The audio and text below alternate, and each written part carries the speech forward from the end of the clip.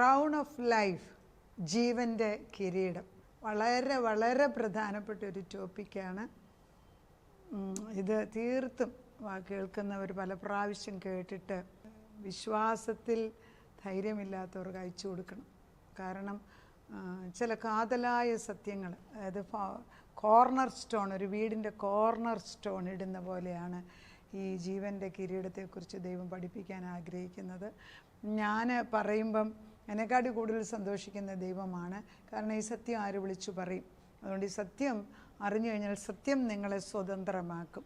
സത്യത്തിനെ സ്വതന്ത്രനാക്കാനൊക്കത്തുള്ളൂ. ഇപ്പം നമ്മളൊരു കാര്യത്തിന് വേണ്ടി പോയി കാര്യം നേടി, കാര്യസാധ്യത്തിന് വേണ്ടി നമുക്ക് അവിടെ ഇവിടെയും പോകാം. അതല്ല, this is what is our life for. അപ്പോൾ ഇതിനെടുക്കുന്ന വചനം യാക്കോബിൻ്റെ 1:12. യാക്കോബിൻ്റെ 1:12 ഇങ്ങനെയാണ് വായിക്കുന്നത്. ജെയിംസ് 1:12. പരീക്ഷ സഹിക്കുന്ന മനുഷ്യൻ ഭാഗ്യവാൻ, അവൻ കൊള്ളാവുന്നതിനായി തെളിഞ്ഞ ശേഷം കർത്താവ് തന്നെ സ്നേഹിക്കുന്നവർക്ക് വാഗ്ദത്തം ചെയ്ത ജീവകിരീടം പ്രാപിക്കും. Blessed is the one who perseveres under trial, because having stood the test, that person will receive the crown of life that the Lord has promised to those who love him. It is a promise of a reward for endurance through trials, which is the crown of life. അത് ജീവൻ്റെ കിരീടമാണ്. ജീവൻ്റെ കിരീടം എന്ന് പറയുമ്പോൾ ദൈവം എല്ലാവർക്കും ഈ ജീവൻ്റെ കിരീടം തരാൻ ആഗ്രഹിക്കുക. ജീവൻ മരണമല്ലല്ലോ, മരണത്തിൻ്റെ ഓപ്പോസിറ്റാണ് ജീവൻ. അപ്പോൾ മരണം വന്നത് പാപം കൊണ്ടാണ്. ദൈവത്തിൽ നിന്ന് മറുതലിച്ച് നമ്മൾ നിത്യജീവൻ്റെ ഉറവിടമായ ജീവവൃക്ഷത്തിൽ നിന്ന് മാറി നന്മതിന്മയുടെ ഫലം കഴിക്കാൻ തുടങ്ങിയതോടുകൂടി ആത്മാവ് മരിച്ചു. ദൈവം പറഞ്ഞു, ഈ നന്മതിന്മയുടെ ഫലം കഴിക്കുന്ന ദിവസത്തിൽ നിൻ്റെ ആത്മാവ് മരിക്കും. നീ മരിക്കുന്നേ പറഞ്ഞു, നിൻ്റെ ആത്മാവെന്ന് ചേർത്ത് പറഞ്ഞില്ല. അത് കേട്ടത് ശരിയായിട്ട് മനസ്സിലാക്കിയില്ലെന്ന് പിശാചിന് മനസ്സിലാക്കി കാണും. പിശാച് വന്ന് പല പ്രാവശ്യം പറഞ്ഞ് പ്രലോഭിപ്പിച്ചിട്ട് ഹവ്വായാണ്, സ്ത്രീകളെയാണ് ആദ്യമേ പ്രലോഭിപ്പിച്ചത്. കൺമോഹം, ജഡമോഹം, ജീവനപ്രദ, ഇത് മൂന്നും അതിനകത്തുണ്ടായിരുന്നു. ദൈവത്തെ പോലെ അല്ലെ, ദൈവത്തിൻ്റെ കൂട്ടാകണമെന്ന് പറഞ്ഞു. ഇത് കഴിച്ച് അതങ്ങനെ ആകുമെന്ന് പറഞ്ഞു. അവളത് വിശ്വസിച്ചു. നന്മതിന്മയുടെ ഫലം കഴിച്ചതോടുകൂടി ആത്മാവ് മരിക്കുന്നു. അതേ ആ സ്ത്രീ അപ്പോഴത്തേക്ക് അവളുടെ തേജസ് മരണം ആദത്തിന് കൊടുക്കുന്നു. ആദവും അത് കഴിക്കുന്നതോടെ അവർ രണ്ടുപേരും ആത്മാവിൽ മരിച്ചുപോയി. അവിടെ പോയ ജീവനാണ്, നിത്യമായ ജീവൻ. അപ്പനും മക്കളുമായിട്ട് ഒന്നിച്ച് സ്വർഗത്തിൽ അല്ലെങ്കിൽ ഏദൻ തോട്ടത്തിൽ സന്തോഷിക്കേണ്ട അവസ്ഥയിൽ നിന്ന് മാറ്റപ്പെട്ട് അല്ലെങ്കിൽ വെട്ടി മാറ്റപ്പെടുക ചെയ്തത്. പിന്നെ ഏദൻ തോട്ടത്തിൽ നമുക്ക് ജീവിക്കാൻ വയ്യാത്ത അവസ്ഥയായി. അല്ല, ദൈവത്തിനെ കുറ്റം പറഞ്ഞിട്ട് കാര്യമുണ്ടോ? ഇന്ന് തന്നെ നമ്മൾ നോക്കിക്കോ, ഇന്ന് നമ്മൾ തന്നെ പരീക്ഷിച്ച് നോക്കാം. 4 വയസ്സുള്ളൊരു കുട്ടിക്ക് സകല സ്വാതന്ത്ര്യം കൊടുക്കുകയാണ്, എന്ത് വേണേലും ചെയ്ത്. അവന് വീട്ടിൽ തോക്ക് കാണും, വീട്ടിൽ സ്വിമ്മിംഗ് പൂൾ കാണും, പിന്നെ വീട്ടിൽ ഹെലികോപ്റ്റർ കാണും, എന്ത് സ്വാതന്ത്ര്യം. അവന് 5-6 വയസ്സിന് മുമ്പ് അവൻ ചത്തിരിക്കും. കാരണം he doesn't know to use it. അതാണ്. അപ്പോൾ ഈ ക്രൗൺ ഓഫ് ലൈഫ് എന്നൊക്കെ പറയുന്നത് ഇത് ദൈവത്തിന് കിരീടം എപ്പം വേണേലും തരാൻ ആഗ്രഹമാണ്. പക്ഷെ ദോസ് ഹു ക്യാൻ പെർസിവിയർ, അതായത് പിടിച്ചു നിൽക്കാൻ കഴിവുള്ളവർ. ഒരു പെർസിവിയറൻസ് ക്യാരക്ടർ എന്ന് പറയുന്നത് അപ്പനും അമ്മയും ശിക്ഷണത്തിൽ വളർത്തി അവരെ കൊണ്ടുവന്ന് അപ്പൻ്റെ ആ ശിക്ഷണത്തിൽ കൊണ്ടുവന്ന് കുഞ്ഞുങ്ങളെ കണ്ടറിയാം. ഒരു കുടുംബത്തിൽ വളർത്തുന്ന പിള്ളേരെ കണ്ടറിയാം. അവർക്ക് യെസ് ആൻഡ് നോ ഏറ്റെടുക്കാൻ അറിയാം. അതല്ല തോന്നി പോലെ ജീവിക്കാനല്ല. അങ്ങനെയുള്ള കുഞ്ഞുങ്ങൾക്ക് ജീവകിരീടം ദൈവം ചെറുപ്പത്തിലേ വെച്ച് കൊടുക്കും. Because they can manage it. അല്ലാത്തവർക്ക് കൊടുത്തിട്ട് എന്ത് കാര്യം? അപ്പം നമ്മൾ മനസ്സിലാക്കേണ്ടത് കർത്താവിനെന്നും തൻ്റെ കിരീടം തരാൻ ആഗ്രഹമുണ്ട്, ജീവൻ്റേതായിട്ട്. അത് ജീവൻ എന്ന് പറയുമ്പം മരണത്തിൽ നിന്ന് മാറി യേശുവിനോട് ചേർന്ന് നിന്നുള്ള ജീവിതമാണ്. പിന്നെ നമ്മൾ ചെയ്യുന്നതിലെല്ലാം ആ പ്രകാശമല്ലേ ജീവൻ, അതിൻ്റെ പ്രതിഫലനം ഉണ്ടാകും.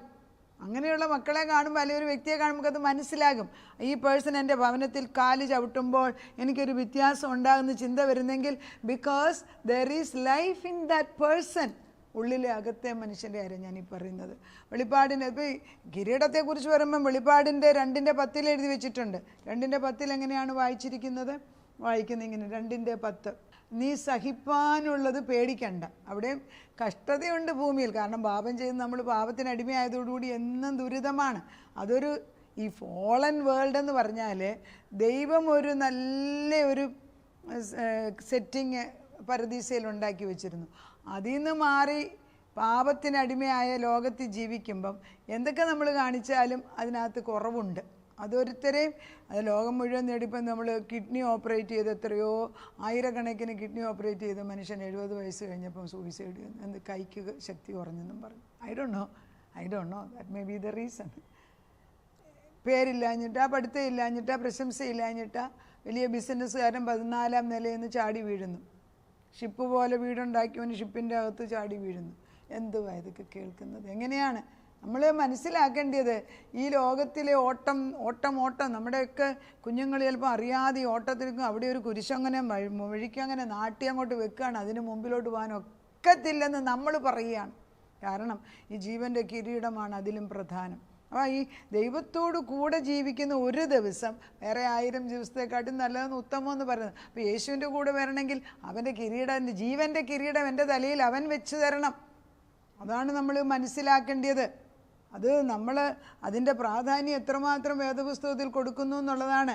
ചിലർ പറയുന്നത്, നീ പേടിക്കണ്ട, നിങ്ങളെ പരീക്ഷിക്കേണ്ടതിന് പിശാച് നിങ്ങളിൽ ചിലരെ തടവിലാക്കും. എല്ലാവരെയും നില കെട്ടണേ, 10 ദിവസം നിങ്ങൾക്ക് ഉപദ്രവം ഉണ്ടാകും, അതിനൊരു ടൈം ലിമിറ്റുണ്ട്, മരണപര്യന്തം ജീവനായിരിക്കും. എങ്ങനെയാണ്? മരിക്കുന്നിടം വരെ നമ്മൾ വിശ്വസ്തത പാലിക്കണം, എന്നാൽ ഞാൻ ജീവകിരീടം നിനക്ക് തരും. മരണപര്യന്തം വിശ്വസ്ത. അപ്പോൾ നമ്മൾ ഓട്ടമാണ് എന്നവേ ഇല്ലേ? ഇത് നമ്മളൊരു യുദ്ധക്കളത്തിലാണ് നിൽക്കുന്നത്. പക്ഷെ ജയിച്ചവൻ എൻ്റെ കൂടെ നിൽപ്പുണ്ട്. ജീവകിരീടം തലയിൽ വെച്ചുകൊണ്ട് അതിമനോഹരമായിട്ട്, അതായത് നമ്മളെ ബന്ധനങ്ങളിൽ നിന്ന് അഴിച്ചു കഴിയുമ്പം ഈ കർത്താവിൻ്റെ തലയിലിരിക്കുന്ന ഈ കിരീടം 7 പകലുള്ള സൂര്യനെക്കാട്ടിലും സൂര്യനെക്കാട്ടിലും ശക്തമായിട്ട് കത്തി നിൽക്കുന്ന അവൻ്റെ കിരീടം, ആ കിരീടത്തും അവൻ്റെ മുഖത്തു നിന്ന് പ്രകാശം എൻ്റെ മേലോട്ട് അടിച്ചുകൊണ്ടേ ഇരിക്കുകയാണെങ്കിൽ എനിക്കെന്ത് പേടിക്കാനാണ്? പക്ഷെ എനിക്ക് ഉറപ്പില്ലല്ലോ. എനിക്ക് ഉറപ്പ് വരുത്താനാണ് ഈ പറയുന്നത് വചനം. ജീവകിരീടത്തെക്കുറിച്ച് പറയുമ്പം നിത്യമായ കിരീടവും ജീവകിരീടവും ഒന്ന് തന്നെയാണ്. അത് നിത്യരക്ഷ, എവർലാസ്റ്റിംഗ് ആണ്. ഇത് മരണം ഇവിടെ ജയിക്കുകയാണ്. അതുകൊണ്ടാണ് പൗലോസ് പറഞ്ഞത്, ഹേ മരണമേ നിൻ്റെ ജയം എവിടെയെന്ന് പറഞ്ഞ് മരണത്തെ ജയിച്ചു നിൽക്കുന്നു. പിന്നെ ഇന്ന് മരിച്ചോ നാളെ മരിച്ചോ എന്നുള്ളത്, നിനക്കൊരു ജോലി ചെയ്യാൻ ഈ സമയത്ത് ഭൂമിയിൽ കുറച്ച് സമയം തന്നിട്ട് ആ ജോലി തീർന്നു കഴിയുമ്പം മനോഹരമായിട്ട് ജീവനോട് ചേരുകയാണ്, ജീവനാകുന്ന ദൈവത്തോട് ചേരുകയാണ്. കാരണം നമ്മൾ ഇപ്പോഴേ തുടങ്ങിക്കഴിഞ്ഞു. ഇത് മരിച്ചു കഴിഞ്ഞിട്ടല്ല, ഇപ്പോൾ ഇത് പ്രാപിക്കാം. അപ്പോൾ ഇപ്പോഴിത് പ്രാപിക്കണമെങ്കിൽ ദിനംപ്രതി കഷ്ടങ്ങളുണ്ട്. കർത്താവിൻ്റെ കിരീടം തലയിൽ. അതുകൊണ്ടാണ് ഈ രക്ഷിക്കപ്പെട്ട വ്യക്തികൾ പറയും, ഓ പാപത്തിൽ ജീവിച്ചപ്പം വലിയ പ്രശ്നമില്ലായിരുന്നു, രക്ഷിക്കപ്പെട്ട ദിവസം തൊട്ട് എനിക്ക് കൂടുതൽ കഷ്ടമാണ്. അങ്ങനെ എൻ്റെ ഡ്രൈവർ തന്നെ പറഞ്ഞ് ഞാൻ കേട്ടിട്ടുണ്ട്. ബാപ്റ്റിസം എടുത്തതിൻ്റെ പിറ്റേ ദിവസം തൊട്ട് കഷ്ടമാണ് അവനൊരു.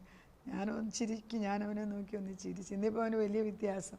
ഇടയ്ക്കിടയ്ക്ക് മിക്കപ്പോഴും എനിക്ക് മെസ്സേജ് ഇടും, എല്ലാ ദിവസവും മെസ്സേജ് ഇടും, ഇടയ്ക്കിടയ്ക്ക് സംസാരിക്കും. മാറ്റം ആ ഒരു വ്യക്തിയിൽ. അന്ന് വർഷങ്ങൾക്ക് മുമ്പ് അവൻ ബാപ്റ്റിസം എടുത്തപ്പോൾ ഞാൻ മനസ്സിലാച്ചു, എൻ്റെ പൊന്നപ്പാ ഇവന് എന്തിനാണോ ഇവന് ചെയ്തത്, മണ്ടത്തരാണെന്ന് നമ്മൾ ചിന്തിച്ച്. നമുക്ക് മണ്ടത്തരാണ്, പക്ഷെ കർത്താവിന് തെറ്റിയിട്ടില്ല. ഇന്ന് അവൻ അങ്ങേയറ്റത്തെ ദൈവത്തോട് സ്നേഹമായിട്ട് നിന്ന് ഇടയ്ക്കിടയ്ക്ക് എനിക്ക് മെസ്സേജ് അയക്കും. രൂപാന്തരം ആളുകളിൽ വരുന്നത് രൂപാന്തരമാണ്. അപ്പോൾ ഈ കിരീടത്തിൻ്റെ ശക്തി, ആരുടെ കിരീടമാണ് നീ വെയർ ചെയ്യുന്നത്? യേശുക്രിസ്തുവിൻ്റെ ജീവൻ്റെ കിരീടമാണ് എൻ്റെയും നിങ്ങളുടെയും തലയിൽ ഇരിക്കുന്നതെങ്കിൽ ലോകത്തിലുള്ള ഒന്നിനെക്കുറിച്ചും പേടിക്കണ്ട. അതുകൊണ്ടാണ് യേശു പറഞ്ഞത്, ദേഹത്തെ ഉപദ്രവിക്കുന്നവനെ നിനക്ക് പേടിക്കേണ്ട ആവശ്യമില്ല. എല്ലാം ഈ ദൈവത്തിൻ്റെ ശിഷ്യന്മാരിൽ 12 പേരും 11 പേരിൽ ഒരാൾ മരിച്ചു, 12-ൽ ഒരാൾ പോയി, പിന്നെ ഒരാളെ കൂടി ചേർത്ത് 12 പേരും ക്രിസ്തു മരിച്ചു കഴിഞ്ഞ് പരിശുദ്ധാത്മാവ് വന്നു കഴിഞ്ഞപ്പോൾ അവർക്ക് പിന്നെ മരണത്തിന് ഭയമേ ഇല്ലായിരുന്നു. മരണം പേടിച്ചിട്ട് യേശുവിനെ തള്ളിപ്പറഞ്ഞ പത്രോസ് പോലും പിന്നെ പറഞ്ഞ് എന്നെ തലകീഴായിട്ട് ക്രൂശിച്ചോളാൻ. അത്ര പറയുന്ന ശക്തി വന്ന് എങ്ങനെയാണ്? അതാണ് ഈ അധികാരി ജീവൻ്റെ ശക്തിയാണ് അവിടെ പറയുന്നത്. നമ്മൾ ജീവകിരീടത്തെക്കുറിച്ച് പറയുമ്പോൾ എങ്ങനെയാണ് ജീവൻ പ്രാപിക്കേണ്ടത് എന്നുള്ളത് 1 യോഹന്നാനിൽ 5:11-13. The are all very very important എന്ന് വെച്ചാൽ ഇത് മാറ്റിയേച്ചൊരു വേദപുസ്തകം നമുക്ക് എഴുതാനൊക്കത്തില്ല, അത്ര ബലപ്പെട്ടതാണ്. 1 യോഹന്നാൻ 5:11-13 വരെയുള്ള വാക്യം നിത്യരക്ഷയുടെ വാക്യമാണ്. അതായത് ആ സാക്ഷ്യമോ, ദൈവം നമുക്ക് നിത്യമായ ജീവൻ തന്നിരിക്കുന്നു. ആ ജീവൻ അവൻ്റെ പുത്രനിലുണ്ട്. പുത്രനുള്ളവന് ജീവനുണ്ട്, പുത്രനില്ലാത്തവന് ജീവനില്ല. അതിൻ്റെ അർത്ഥം എന്താ? യേശു ഉള്ളവനിൽ ജീവനുണ്ട്. Where did it start? When did it start? The moment you accepted Jesus as the Savior and Lord in your heart. നമ്മുടെ ഹൃദയങ്ങളിൽ അവനെ ഏറ്റുപറഞ്ഞ് കർത്താവ് എൻ്റെ രക്ഷിതാവെന്ന് ഏറ്റുപറഞ്ഞ് എൻ്റെ പാപങ്ങൾ കൊണ്ട് അവൻ ക്രൂശ് മരണം ഏറ്റെടുത്തു, ഞാൻ അവനിൽ വിശ്വസിക്കുന്നു എന്ന് ഏറ്റുപറയുന്ന നിമിഷത്തിൽ you got the crown of life, ജീവൻ്റെ കിരീടം പ്രാപിക്കാൻ നീ അർഹനായി മാറി. പിന്നെ ദിനംപ്രതി ഓട്ടമുണ്ട്, ദിനംപ്രതി പരീക്ഷണമുണ്ട്. അത് നമ്മളിപ്പോൾ ഓട്ടക്കളത്തിൽ ഓടുന്നവർക്ക് ഇന്നലെ ഓടിയവന് അടുത്ത വർഷം ഓടിയില്ലെങ്കിൽ നിൻ്റെ കാലുകളുടെ മസിൽസിന് ശക്തി കുറയുമല്ലോ, അങ്ങനെ ചിന്തിച്ചാൽ മതി. അപ്പോൾ ഈ ദൈവത്തെ കൂടുതൽ അറിയും തോറും ഇറ്റ്സ് എൻ എക്സൈറ്റ്മെൻ്റ് ആണ്. അതായത് ഒരു life is a beautiful travel with God. എപ്പോഴ് when you are walking with Christ. അപ്പോൾ ഈ രക്ഷ എനിക്ക് ഉറപ്പുണ്ട് എന്നുള്ളത് പല വിശ്വാസികൾക്ക് അറിയത്തില്ല. അത് ഏത് സഭയെന്നില്ല, പലരും ഈ പെന്തക്കോസ്തിലുള്ള കൊച്ചു പെൺപിള്ളേരെന്നെ വിളിച്ച് ചോദിക്കും, ആൻറ്റി രക്ഷിക്കപ്പെട്ടതാണെന്ന് എനിക്ക് ഉറപ്പില്ല. അപ്പോൾ ഞാൻ വചനം പറഞ്ഞു കൊടുക്കും. ഒന്ന് യോഹന്നാൻ 5:11-14, പിന്നെ റോമർക്ക് എഴുതിയ ലേഖനം 10:8-9-17 വരെയുള്ള വാക്യങ്ങൾ വായിക്കാൻ പറഞ്ഞു കൊടുക്കും. കാരണം ഇതിലെല്ലാം കാതലായിട്ട് എഴുതി വെച്ചിട്ടുണ്ട്. അതായത് ഇപ്പം ഇനിയിപ്പോൾ ഞാനൊരു ലോയർ ആയതുകൊണ്ട് നമ്മളൊരു 10 ബുക്ക് കൊണ്ടുപോയി ഹൈക്കോർട്ടിൽ പ്രാക്ടീസ് നമ്മൾ കൊണ്ടുവെക്കും, മേശപ്പുറത്ത് കൊണ്ടുവെക്കും. 10 ജഡ്ജ്മെൻ്റ് ഉള്ള ബുക്ക് കൊണ്ടുവെക്കും. അതിൽ എനിക്ക് ആവശ്യമുള്ള കേസിൻ്റെ ആ പർട്ടിക്കുലർ ഭാഗം മാത്രമേ ഞാൻ എടുത്ത് വായിക്കത്തുള്ളൂ. ഇല്ലേ, എല്ലാം വായിച്ചിട്ട് കാര്യമില്ല. അത് നോക്കിയിട്ടാണ് ജഡ്ജ് വിധി എഴുതുന്നത്. അങ്ങനെ എഴുതുന്നത് എങ്കിൽ തീർത്തും ജീവൻ്റെ വെളിച്ചം എന്താണെന്നും ജീവൻ്റെ കിരീടം എന്താണെന്നും വചന അടിസ്ഥാനത്തിൽ പറയുമ്പം ആ താക്കോല് തന്നെ ഉപയോഗിച്ചാലേ ആ വീട് തുറക്കാനൊക്കത്തുള്ളൂ. എല്ലാത്തിനും ഓരോ താക്കോലുണ്ട്. ചുമ്മാ നമ്മൾ ഈ പൊട്ടക്കണ്ണൻ മാവേലോട്ട് കല്ലെറിയുന്ന പോലെ അങ്ങനെ ജീവിക്കുന്നവരുണ്ട്. അത് കുഴപ്പമൊന്നുണ്ടോയെന്ന് ചോദിച്ചാൽ എനിക്കറിഞ്ഞുകൂടാ. പക്ഷെ പ്രിസൈസായിട്ട് വേദപുസ്തകം പറയുന്നുണ്ട്. അപ്പോൾ ഈ രക്ഷ കിട്ടിയ മക്കളുടെ ഉറപ്പുണ്ട്. രക്ഷ കിട്ടിയ മക്കൾക്ക് പലർക്കും ഉറപ്പില്ല, കാരണം അത് പറഞ്ഞു കൊടുക്കാൻ ആളുകളില്ല. വേദപുസ്തക അടിസ്ഥാനത്തിൽ ഏത് സഭയായിക്കോട്ടെ, അതിനകത്തൊന്നും ക്വസ്റ്റ്യൻ ഇല്ലല്ലോ. വേദപുസ്തകം ഇപ്പോൾ എല്ലാ ഭവനങ്ങളിലും 1, 2, 3 വേദപുസ്തകങ്ങളുള്ളതാണ്. എത്ര പേര് വായിക്കുന്നു എന്നുള്ളതാണ്, എത്ര പേര് മെഡിറ്റേറ്റ് ചെയ്യുന്നു എന്നുള്ളതാണ്. വേദപുസ്തകം വായിക്കുന്ന വ്യക്തിക്ക് വ്യത്യാസം അറിഞ്ഞോ അറിയാതെ ഉണ്ടാകുന്നുണ്ട്. നമ്മൾ യോഹന്നാൻ്റെ സുവിശേഷം 10:27-29 വളരെ പ്രധാനപ്പെട്ടെന്ന് പറഞ്ഞാൽ ദീസ് ആർ ഓൾ തിങ്സ്. നമുക്ക് സംശയം വരുമ്പോഴേ ഈ ഞാൻ ഇന്ന് പറയുന്ന ഈ വാക്യങ്ങൾ, ഈ ഒരു മെസ്സേജ് പല പ്രാവശ്യം നിങ്ങൾ കേൾക്കാമെങ്കിൽ വചനാടിസ്ഥാനത്തിലല്ലേ പറയുന്നത്. അതുകൊണ്ട് നിങ്ങൾക്ക് ഉറപ്പ് വരും.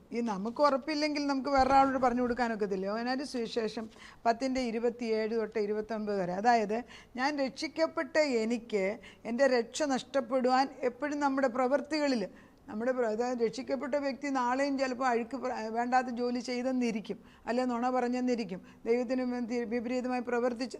ഇറ്റ് ഈസ് പോസിബിൾ, കാരണം നമ്മൾ ഈ ജഡത്തിൽ ജീവിക്കുന്നുണ്ട്. പക്ഷെ അപ്പോഴല്ലേ നമ്മുടെ രക്ഷ നഷ്ടപ്പെട്ടോ എന്നൊരു ഭയം എല്ലാവർക്കും ഉണ്ടാകും. അത് 95 വയസ്സുള്ള ഒരു വല്യപ്പച്ചനും ഇടയ്ക്ക് ചോദിക്കാറുണ്ട്, മോളെ എൻ്റെ രക്ഷ നഷ്ടപ്പെട്ടോ എന്ന്. കാരണം they don't do anything bad, പക്ഷേ ഈ thoughts are coming negative and positive. അപ്പോൾ നമ്മൾ പറഞ്ഞു കൊടുക്കേണ്ട വാക്യം ഇതാണ്, ദൈവത്തിൻ്റെ വിശ്വസ്തതയാണ് പറഞ്ഞു കൊടുക്കുന്നത്, അല്ല നമ്മുടെയല്ല. യോഹന്നാൻ്റെ സുവിശേഷം 10:27 എൻ്റെ ആടുകൾ കണ്ടോ. അതൊരു കർത്താവ് കിരീടം വെച്ച് അപ്പച്ചൻ കണ്ട, അപ്പച്ചനാ വെച്ച് കൊടുത്തവന് അപ്പച്ചൻ അറിയാം ആരൊക്കെ മേലാ മാർക്ക് ഇട്ടിരിക്കുന്നത്. എൻ്റെ ആടുകൾ എൻ്റെ ശബ്ദം കേൾക്കുന്നു, ഞാൻ അവയെ അറിയുകയും അവ എന്നെ അനുഗമിക്കുകയും ചെയ്യും. ഞാൻ അറിയുന്നെന്നാണ് പറയുന്നത്. ദൈവം ആദ്യം അറിയണം. ഞാൻ ദൈവത്തെ അറിയല്ല, ദൈവം എന്നെ അറിയണം. അതൊരു വലിയൊരു ഭാഗ്യമല്ലേ. അതുകൊണ്ട് എന്താ പറയുന്നത്, ഞാൻ അവയ്ക്ക് നിത്യജീവൻ കൊടുക്കുന്നു. എന്തെന്ന്, നിത്യമായ മരണത്തിനെ മറികടക്കുകയാണ് നമ്മൾ. അവ ഒരു നാളും നശിച്ചു പോലും, ഒരിക്കലും നശിച്ചു പോകത്തില്ലെന്ന് പറയുന്നു. ആരും അവയെ എൻ്റെ കയ്യിൽ നിന്ന് പിടിച്ചു പറിക്കത്തില്ല. അതൊക്കെ ആരായി പറയുന്നത്? എൽ ഷഡായി, ഡോണായി, യഹ്വേ പറയുന്ന ആരും എൻ്റെ കയ്യിൽ നിന്ന് അവയെ എൻ്റെ കയ്യിൽ നിന്ന് പിടിച്ചു പറിക്കയില്ല. അവയെ തന്നിരിക്കുന്ന എൻ്റെ പിതാവ് എല്ലാവരിലും വലിയവൻ. തന്നതാരാ? പിതാവ്. പിതാവിൻ്റെ കയ്യിൽ നിന്ന് പിടിച്ചു പറിക്കാൻ ആർക്കും കഴിയത്തില്ല. ഞാനും പിതാവും ഒന്നാകുന്നു. എന്ത് മനോഹരമല്ലേ. എന്തിനാദ്യം ഒറ്റയൊരു വാക്യം പോലെ, ഒരു താക്കോലും. ഇതാണ് മെയിൻ കീ ആണ്. ഇവിടെ നമ്മൾ ഉറച്ചു നിൽക്കണം. ഞാൻ ഡിനോമിനേഷൻ എടുക്കുന്നില്ല, ബിക്കോസ് എൻ്റെ ജോലി അതല്ല. ഞാൻ ലോ പ്രാക്ടീസ് ചെയ്ത വ്യക്തി, ഇംഗ്ലണ്ടിൽ റോയൽ കോർട്ടിൽ പ്രാക്ടീസ് ചെയ്ത വ്യക്തി. അതുകൊണ്ടാണ് ഞാൻ ബാരിസ്റ്റർ അറ്റ് ലോ എന്ന് പറയുന്നത്. ഇംഗ്ലണ്ടിൽ പ്രാക്ടീസ് ചെയ്യുന്നവർക്ക് ബാരിസ്റ്റർ അറ്റ് ലോ ഇംഗ്ലണ്ടിൽ പഠിച്ചിരിക്കണം. പലർക്കും അറിയാൻ വയ്യാത്തതുകൊണ്ട് പറയുകയാണ്. അങ്ങനെ അവിടെ പ്രാക്ടീസ് ചെയ്ത്, ഇവിടെ ഹൈക്കോർട്ടിൽ പ്രാക്ടീസ് ചെയ്ത് കുറച്ച് നാൾ പ്രാക്ടീസ്. ദൈവം തമ്പുരാൻ പറഞ്ഞു മതി, ജീവനുള്ള നിയമം പഠിച്ചേ ഒക്കത്തുള്ളൂ. അങ്ങനെ മാറ്റി നിർത്തിയ എനിക്കറിയാം നിത്യമായ ജീവൻ്റെ ഉറവിടം പറയുകയാണ്. എൻ്റെ അടുക്കൽ ഞാൻ സ്വീകരിച്ച് തലയിൽ കിരീടം വെച്ചവനെ ഒരു നാളും ഒരിക്കലും ആരും എടുത്തുകൊണ്ട് പോകത്തില്ല. പിതാവ് എന്നെ ഏൽപ്പിച്ചവരിലാണ് ഞാൻ ഈ കിരീടം വെച്ച് കൊടുത്തത്. അത് പ്രായം എപ്പോഴെങ്കിലും ആയിക്കോട്ടെ, അത് ഞാൻ കിടക്കുന്നില്ല ഇപ്പോൾ. അപ്പം ഞാൻ കൊടുത്ത കിരീടം ആരുടെ തലയിലാണ് ഇരിക്കുന്നതെന്ന് എനിക്കറിയാം. ഞാനും പിതാവും ഒന്നാകുന്നു, ആരും എടുത്തുകൊണ്ട് പോകത്തില്ല. ഇതിൽ കൂടി ഭാഗ്യം എന്ത് വേണം? ഒരു ഉന്നത പദവിയില്ലേ ഇതായത് നമ്മൾ രാവിലെ എഴുന്നേറ്റിട്ട് നല്ല ഡ്രസ്സിട്ട് പുറത്തോട്ടൊന്ന് പോകണ്ടില്ല. ഇല്ല, ഒന്ന് രാവിലെ എഴുന്നേറ്റ് കുളിച്ച് ഡ്രസ്സ് ചെയ്ത് നമ്മൾ ഒരു പെർഫ്യൂമൊക്കെ അടിച്ച് നമ്മൾ എവിടെയെങ്കിലും പോകണമെന്ന് ഉടനെ ആഗ്രഹം വരും. കാരണം എന്താ? We are already dressed up. അതാണ്. എന്നിട്ട് ഈ കിരീടം കൂടെ വെക്കണം. എന്തുണ്ട്? ജീവൻ്റെ കിരീടം. കിടക്കുമ്പോൾ ഏതായാലും കിരീടം വെക്കാനൊക്കത്തില്ല. എഴുന്നേൽക്കുമ്പോൾ ഈ കിരീടം വെച്ചിട്ടുണ്ടോ ഇവിടെ? Check it every day. ഇത് ഉറപ്പുള്ളതാണ്. ഈ ഉറപ്പെന്ന് പറഞ്ഞാൽ ഇതൊന്നും മാറ്റമില്ലാത്ത സത്യങ്ങളാണ്. ഇതൊന്നും ആർക്കും ഈ പൗലോസ് ചോദിക്കുന്നുണ്ട്, ഈ രക്ഷ നഷ്ടപ്പെടുന്നു. അത് രക്ഷ നഷ്ടപ്പെടുന്നതിന് ഉദ്ദേശിക്കുന്ന നിത്യജീവൻ കളയല്ല, രക്ഷയുടെ ഈ മാർവലസ് പ്രസൻസ്. അതുകൊണ്ട് ക്രിയ ചെയ്യേണ്ടത് നമ്മളിന്ന് മാറുകയാണ്. അത് വരരുത്. അതായത് നമ്മളിപ്പോൾ ശിശുവാണ്, തലയിൽ ജീവൻ്റെ കിരീടം വെച്ചു. ഇത് എന്നും ഭയത്തോടും ഭവ്യതയോടും കൂടി ഇതിനെ എത്രമാത്രം പരിപാലിച്ച് വളർത്തിയെടുത്ത് ഈ ഡയമണ്ട് ശോഭിപ്പിക്കുന്നുവോ അത്രമാത്രമേ നമുക്ക് കത്തി നിൽക്കാനൊക്കത്തുള്ളൂ. കത്തുന്ന ജീവവെളിച്ചമാണോ നമ്മൾ? അതോ ജീവവെളിച്ചമാണ് പക്ഷെ കത്തലിനൊരു മങ്ങൽ പറ്റിയോ? അങ്ങനെ ഭവിക്കരുത്. ദൈവം നമ്മളെ അങ്ങേറ്റം സ്നേഹിക്കുന്നു. ഇപ്പം എൻ്റെ മക്കൾ എന്നെക്കാട്ടിലും ഉന്നതമായ പദവിയിലാണെന്ന് എനിക്ക് ആഗ്രഹമുണ്ടില്ലേ? ഒരു അപ്പനും അമ്മയ്ക്കും അത് ആഗ്രഹം. യേശുവിന് അങ്ങനെ അതിശയം പറഞ്ഞു, ഞാൻ ചെയ്തതിൽ കൂടുതൽ പ്രവൃത്തി ഭൂമിയിൽ വെച്ച് നിങ്ങൾ ചെയ്യും. എപ്പോഴാണ്? എൻ്റെ കിരീടം നിങ്ങൾക്ക് ഇവിടെ തന്നിരിക്കുകയാണ്. ആ കിരീടത്തിൻ്റെ പദവിയെങ്കിലും വെച്ച് നമുക്ക് പ്രവർത്തിക്കാം. ദൈവം നമ്മളെ അനുഗ്രഹിക്കട്ടെ. എത്ര ഉന്നത പദവി, ഉന്നത പദവി! ഇതെങ്ങനെ മനസ്സിലാക്കണമെന്നും മനസ്സിലാക്കിക്കണമെന്നും എനിക്കറിഞ്ഞൂടാ കർത്താവേ. പക്ഷേ ഇത് ഈ തലയിൽ വരുമ്പോൾ ഒരു സന്തോഷമുണ്ട്. ഇത് തലയിൽ ഇരിക്കുന്നെന്നുള്ള ഒരു ഓർമ്മ വരുമ്പം നമുക്കൊരു വ്യത്യാസമുണ്ട്. അത് ആരും എടുത്തുകൊണ്ട് പോകത്തില്ലെന്നുള്ള സത്യം ഇന്ന് പഠിപ്പിക്കുമ്പോൾ അതിൽ കൂടുതലൊരു ശക്തിയാണ്. ഞാൻ പിന്നെ എന്തിനാണ് ഭയപ്പെടുന്നത്? ഞാൻ കിടക്കാൻ പോകുമ്പം എഴുന്നേൽക്കുമോ ഇല്ലയോ എന്ന് ഞാനെന്തിനാണ് ഭയപ്പെടുന്നത്? എൻ്റെ ദൈവത്തിൻ്റെ ജീവനല്ലേ എന്നിലുള്ളത്. മരണത്തെ ജയിച്ച ജീവൻ്റെ കിരീടമല്ലേ അപ്പച്ചൻ തന്നത്. പിന്നെ ഈ ഭൂമിയിൽ ഈ ശരീരം ഉണ്ടോ ഇല്ലയോ എന്നുള്ള ക്വസ്റ്റ്യനേ ഉള്ളൂ. പക്ഷെ നിത്യമായ ജീവൻ്റെ ഉറവിടം, മാറ്റമില്ലാത്ത സത്യത്തിൻ്റെ മർമ്മം എൻ്റെ ഹൃദയവും മനസ്സും ആത്മാവും ദേഹി ഒരുപോലെ മനസ്സിലാക്കിയപ്പം എന്നിൽ വ്യത്യാസം വന്നു. എന്നിൽ വ്യത്യാസം വന്നത് വേറൊരാൾക്കെടുത്ത് കളയാൻ ഒക്കുമോ? പക്ഷേ യേശുവിൻ്റെ മുമ്പിൽ യേശു അല്ലെന്നൊരാൾ പറഞ്ഞ് യേശു അല്ലാതായി തീരുമോ? ഇല്ലല്ലോ കർത്താവേ. നിൻ്റെ മുഖച്ഛായ ഞങ്ങളുടെ മേലോട്ട് പതിച്ചാൽ വേറൊരാൾ നമ്മളെ കുറ്റം പറയുന്നുണ്ട്, നമ്മൾ ചീത്തയാവും? ഇല്ലല്ലോ കർത്താവേ. മറ്റുള്ളവർ നമ്മളെ അപമാനിക്കാൻ നോക്കിയാൽ നീ പരിപാലിക്കത്തില്ലേ? പക്ഷേ എൻ്റെ ചിറകിൻ്റെ ഉള്ളിൽ നിൻ്റെ തൂവൽ കൊണ്ട് ഞങ്ങളെ മറച്ചിരിക്കുന്നതിനാലും നിത്യമായ ജീവനെ കൊണ്ട് ഞങ്ങളെ പൊതിഞ്ഞിരിക്കുന്നതിനാലും ഞാനും പിതാവും ഒന്നാണെന്നും പിതാവ് എന്നെ ഏൽപ്പിച്ച മക്കളാകുന്ന ഞങ്ങൾ നിൻ്റെ ആടുകളാണെന്നും ഈ ആടുകൾ നിൻ്റെ ശബ്ദം കേൾക്കുമെന്നും ആടുകൾ നിന്നെ അനുഗമിക്കുമെന്നും അനുഗമിച്ചില്ല എങ്കിൽ 99 ആടിനെ ഇട്ടേച്ച് ഒരാടിനെ പൊക്കിയെടുത്ത് വരാൻ നീ വിശ്വസ്തനാണെന്നും കാണിച്ചതിന് നന്ദിയോടെ സ്തോത്രം. പിന്നെ എവിടെയാ ഭയാപിച്ച? ആ ഭയത്തിൻ്റെ ഭയമെന്ന് പറയുന്ന ദുഷ്ടനാപിച്ച. ഇത് സ്നേഹമില്ലാത്തടത്തെ ഭയം വരത്തുള്ളൂ. ഞങ്ങൾ കാര്യം കാണാനായിട്ട് നിന്നെ വിളിക്കുന്നവരാകാതെ നിൻ്റെ നിത്യമായ ജീവൻ്റെ ഭാഗം നിൻ്റെ മക്കളാണെന്നുള്ള പദവി, ഉന്നത പദവി, ഏദൻ തോട്ടത്തിലേക്ക് തിരിച്ചു കയറിയ ഉന്നത പദവിയിലേക്ക് ഞങ്ങളെ ആക്കിയെടുക്കുന്നതിന് നന്ദിയോടെ സ്തോത്രം. ഈ ഒരു സംഭവമാണ്, ഈ മഹാഭാഗ്യം മറക്കാതെ എന്നും ഉൾക്കൊണ്ട് ജീവിപ്പാൻ ഞങ്ങളെ പഠിപ്പിക്കണം. ഞങ്ങൾ നിൽക്കുന്നിടത്ത്, ഇരിക്കുന്നിടത്ത്, പോകുന്നിടത്തൊക്കെ നിൻ്റെ ഈ തേജസ്സിനെ ഒന്ന് കർത്താവെ നീ തന്നെ മറ്റുള്ളവരിലേക്കും ഞങ്ങളിലേക്കും പകർന്നേ കൊണ്ടിരിക്കുന്നത് ഒരു ചാനൽ പോലെ പകർന്നു കൊടുക്കാൻ ഞങ്ങളെ അനുവദിക്കണം. മോശയ്ക്ക് അത് ചെയ്യാൻ സാധിച്ചു. ദാനിയേലിന് ചെയ്യാൻ സാധിച്ചു, അബ്രഹാമിന് സാധിച്ചു, പുതിയ നിയമത്തിൽ യേശു ക്രിസ്തു ചെയ്തു, പൗലോസ് ചെയ്തു, ശിഷ്യന്മാരെല്ലാം ചെയ്തു. ഇന്നും വിശ്വാസികൾ അത് തന്നെ ചെയ്തു. ആ ഒരു പദവിയിലേക്ക് ഞങ്ങളെ ഉയർത്തി ജീവൻ്റെ ആത്മാവിനെ പകർന്നു തന്നത് ഒരിക്കലും മാറ്റമില്ലാത്ത ആ ജീവനെ തന്നതിന് നന്ദി പറയും. പ്രാർത്ഥനയായിട്ട് ഞങ്ങളെ ബലപ്പെടുത്തി തലമുറകളിലേക്ക് ഇത് പാസ് ചെയ്യാൻ വേലി കെട്ടി ചാല് കെട്ടി അപ്പച്ചൻ അതിലേക്ക് ഒഴുക്കുന്നതിന് നന്ദിയോടെ സ്തോത്രം. ഒഴുകട്ടെ അപ്പച്ചൻ. ആദ്യമേ ഡ്രിപ്പായിട്ടായിരിക്കും, പിന്നെ അത് കുറച്ചും കൂടെ, പിന്നെ അത് നദിയായിട്ട് ഒഴുകാൻ പോകുന്നതിന് സ്തോത്രം ചെയ്യും. വചനം പറയുമ്പോഴാണല്ലോ നടക്കുന്നത്, അങ്ങനെ ചെയ്യിപ്പിക്കുന്നതിന് സ്തോത്രം. തലമുറയിലേക്ക് ഇത് പാസ് ഔട്ട് ചെയ്യുന്നതിന് സ്തോത്രം. സകലത്തിന് ഉത്തരം തന്ന ആ വലിയ സമാധാനത്തെ ഓർത്ത് നന്ദിയോടെ സ്തോത്രം. എന്തിനാ ഭയപ്പെടുന്നത്? അവിടുന്ന് കൂടെ ഉണ്ടല്ലോ. ഭയപ്പെടണ്ടെന്ന് ചുമ്മാതല്ല അപ്പച്ചൻ പറയുന്നത്. നിത്യമായ ജീവൻ്റെ ഉറവിടം ഞങ്ങളുടെ കൈക്ക് പിടിച്ചിരിക്കുന്നതിനാൽ സ്തോത്രം. തലമുറകളുടെ കൈക്ക് പിടിച്ചിരിക്കുന്ന സ്തോത്രം. പ്രാർത്ഥന കേട്ട് ഉത്തരം തന്നതിന് നന്ദി. യേശുക്രിസ്തുവിൻ്റെ പൊന്നുനാമത്തിൽ തന്നെ ആമേൻ.